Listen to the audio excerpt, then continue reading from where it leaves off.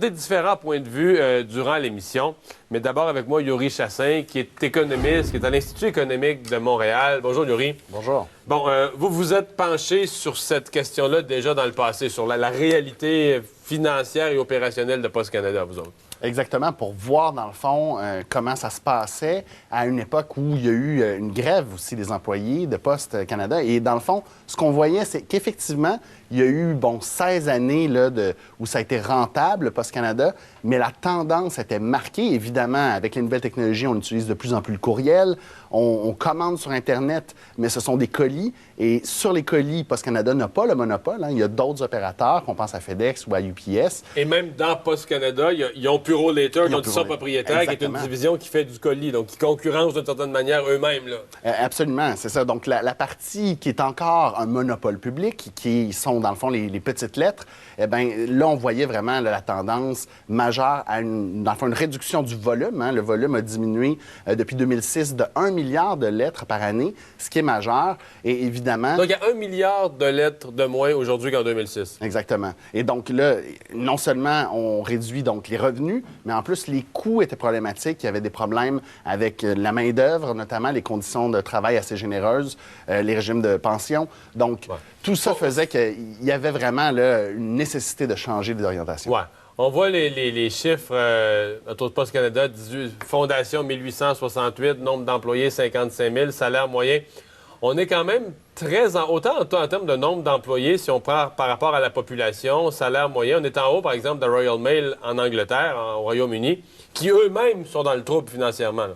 Oui, puis qui sont en train d'être privatisés, hein, parce que c'est un peu particulier. Mais en Europe, ce qui se passe, c'est qu'il y a vraiment une directive de l'Union européenne qui a demandé à tous ses membres d'ouvrir le marché, donc de permettre la compétition, justement, comme ça se fait dans les colis, pour tous les pays. Et certains ont même décidé de privatiser leur ancien monopole public. Donc les services postaux publics, le modèle Post Canada, on n'est pas les seuls à se poser des questions là-dessus. Exactement. C'est même une tendance mondiale. Mais nous, on va vraiment moins loin, parce qu'en Allemagne, en Autriche, aux Pays-Bas, maintenant au Royaume-Uni, on va même jusqu'à privatiser. Évidemment, donc, ici... dans le fond, les lettres sont livrées par des entreprises, comme si un peu les FedEx, UPS, Puro Later de ce monde s'occupaient de l'ensemble du courrier, les lettres comme le reste. Absolument. Puis donc, on choisit avec qui on envoie un peu notre lettre, qui nous livre notre courrier, et on permet donc... C'est pensable, ça, au Québec? Absolument, au Canada, parce que ça permet différents services aussi. Hein. Donc, il y a un avantage. Ce qu'on voit en Europe, c'est que ça augmente la qualité des services, ou en tout cas la satisfaction des consommateurs, et ça diminue les coûts. Alors, au Canada, quand on dit on va augmenter le prix du timbre, on va vraiment à contre-courant. On n'utilise peut-être pas la bonne méthode, alors qu'il y a vraiment une solution à côté qui nous permettrait peut-être de diminuer les coûts pour augmenter la qualité du service. Bien, quand on voit l'annonce d'hier, ça donne un peu l'impression que Post Canada est dans un cul-de-sac. Parce que d'un côté, on dit, bon, il y a de moins en moins de courriers, il faut arrêter la livraison à domicile, mettre à pied des milliers de personnes. De l'autre côté, on va quasiment doubler le prix du time. Donc, on va empirer le cas. Là. Sûrement qu'il y a des gens qui aimaient ça, la lettre, ou qui aimaient ça avoir leur compte, la version papier, que les compagnies leur envoient leur compte à payer version papier. Mais là, le prix du time qui augmente autant que ça, il y a probablement encore plein de gens qui vont... Ça va être un incitatif à tout revérifier. Je pourrais-tu faire disparaître des times de ma vie, là? Absolument, c'est ça. On va donc devoir payer plus cher si on veut une facture papier, par exemple. Il y a vraiment une tendance naturelle, mais là, on la renforce. C'est peut-être pas la meilleure solution, vraiment, d'augmenter le prix du time. J'ai entendu le syndicat dire... Parce que les gens... puis, franchement, le monsieur du syndicat, qui a l'air d'un bien bon monsieur, je voudrais pas être dans ses culottes un matin. Il faut qu'il défende ses employés. Il reconnaît la réalité que vous avez décrite de baisse de volume. Il dit ce qu'on aurait aimé, c'est que l'employeur nous consulte sur la multiplication des services qui pourraient être offerts par Post Canada. Et là, il réfère aussi à d'autres exemples ailleurs dans le monde. Il dit à des endroits, exemple, les postes se sont lancés dans des services bancaires de base. À d'autres endroits, par exemple. À d'autres endroits, les postes se sont lancés à faire de l'immatriculation.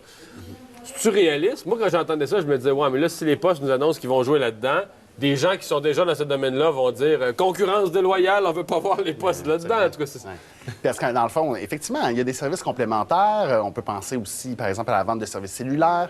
Mais est-ce que c'est le rôle de monopole public d'État, hein? Donc financé par des prix du timbre qui ne se vendent pas ailleurs, renfloués par le gouvernement, si jamais il y a des pertes, d'entrer dans ces marchés-là, de prendre un risque financier aussi. Donc, si parce que tu peux te casser la gueule en rentrant dans un marché. Et là, c'est dans le fond les contribuables qui vont devoir assumer la facture. Donc, ce n'est peut-être pas la meilleure avenue dans le cadre de monopole public. Mais si, par contre, on dit on va essayer de trouver des façons d'intéresser les employés actuels à une privatisation, en ayant, par exemple, et ça a été fait en Grande-Bretagne, une partie des actions émises qui vont être réservées aux employés, mais là, tout à coup, on peut aussi se permettre d'avoir des nouveaux services. Donc, le syndicat devrait peut-être être pour la privatisation dans ce cas-là. Parce que là, à ce moment-là, une entreprise privée pourrait dire, ben moi, j'ai une stratégie d'affaires, je pars avec une force, j'ai déjà un réseau, j'en profite pour attaquer certains marchés. Exactement. Et là, il n'y aurait pas nécessairement, sur le plan de l'éthique, il n'y aurait pas nécessairement de questionnement. Parce que moi, je me disais, je prends le cas des services bancaires. On s'entend que si Post Canada, si le gouvernement a peu annoncé qu'il donne le mandat à Post Canada de se lancer là-dedans, mettons ici au Québec, Desjardins va hurler. Bien, absolument. Non, puis on se comprend. Les autres banques aussi, mais je pensais en particulier au Québec, Desjardins qui est présent partout dans les villages, ça, ils vont crier, ils vont dire hey, nous autres, on est déjà là, on a un nouveau concurrent, c'est le gouvernement qui nous concurrence. Ils vont... Absolument. Donc, il y a des actifs qui permettraient à Post Canada d'être intéressants pour ça. On parle d'à peu près 7000 bureaux de poste à travers le Canada. C'est un bon réseau déjà établi, mais évidemment, ça veut dire qu'il y a une concurrence, financée par des finances publiques. Évidemment, il y a un problème éthique. Ouais. Vous avez mentionné au passage tout à l'heure, en parlant des finances de Post Canada, un problème parce qu'il y a les déficits d'opération. On fait une année, l'année 2012, l'année 2013, on perd de l'argent. Bon. Il y a un problème plus gros en termes de chiffres à côté, c'est le déficit actuariel. Là. Je dis, vous l'avez mentionné, 5-6 milliards. On dit c'est parce que c'était 5 l'année passée. On espérait pouvoir le réduire cette année. Finalement, il semble qu'on ne l'aura pas réduit. Il serait passé de 5 milliards à 6 milliards. C'est 6 000 millions de dollars qui manquent pour payer les retraites aux employés présents et passés, là, aux gens qui ont une retraite signée, qui ont droit de... On sort comment de ça? C'est très difficile, puis même d'autres compagnies publiques, je pense à Air Canada, qui ont été privatisées, bien, ils ont traîné ce boulet-là longtemps.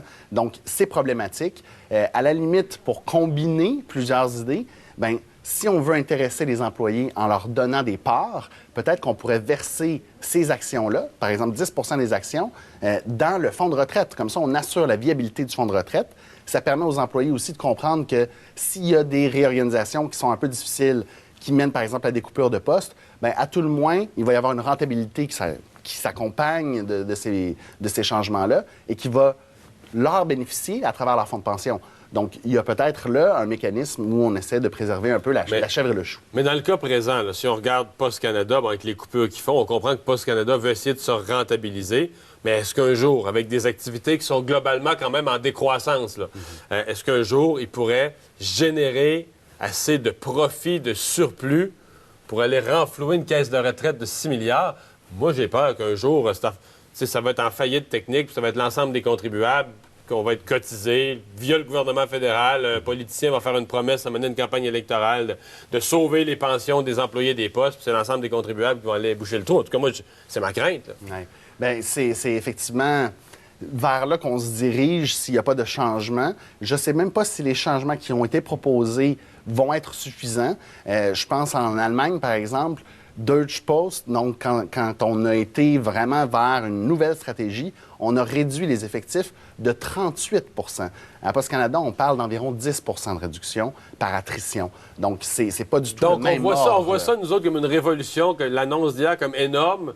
Par exemple, en Allemagne, les coupures de postes, c'était 4 fois plus, presque 4 fois plus. Exactement. Donc là, vraiment, on n'est pas dans le radicalisme. Là. On reste dans un cadre de monopole public. On fait des coupures, mais pas énormément. Il n'y a pas de mise à pied, ça n'est que par attrition. Sur 5 ans en plus, donc ça n'affecte pas vraiment l'économie. Il n'y a pas de grande révolution là-dedans, à part, évidemment, pour notre quotidien, de ne pas recevoir notre courrier à la porte, de devoir aller dans un casier postal. Mais c'est sûr que ça change un peu notre quotidien, mais c'est pas quelque chose d'inouï, là. Non, je comprends. Il y a des habitudes quand même qui existaient, des services qui existaient depuis plus d'un siècle, donc c'est des vieilles habitudes. Yuri Chassin, merci beaucoup d'avoir été là. On va s'arrêter.